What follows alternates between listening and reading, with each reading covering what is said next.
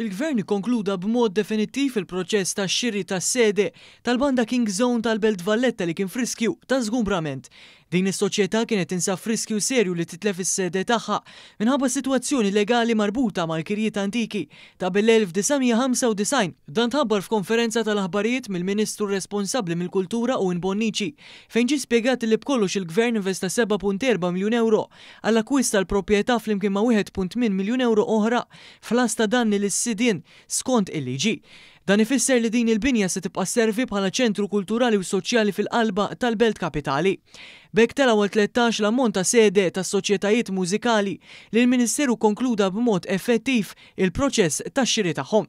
Il-Ministru Bonnici qal li dan huwa pass ieħor konkret biex il-Gvern jipproteġi u jħares il-wirt intangibbli tal-Festi Maltin, tradizzjoni li fl-2022 ġiet ukoll rikonoxxuta mill-UNESCO bħala wirt intangibbli dinji. Iffirmajna l-kuntratt finali li bis-saħħa tiegħu il-Gvern ta' ċertezza għal futur aħjar għal din is-soċjetà biex bekk issa s-soċjetà għandha moħħha mistrieħ li dik it-teddida reali ta' żgumbrament twarbet fil-ġenb għaliex is-sit ta' dan il-post minn fejn topera is-soċjetà issa huwa il-Gvern ta' Malta.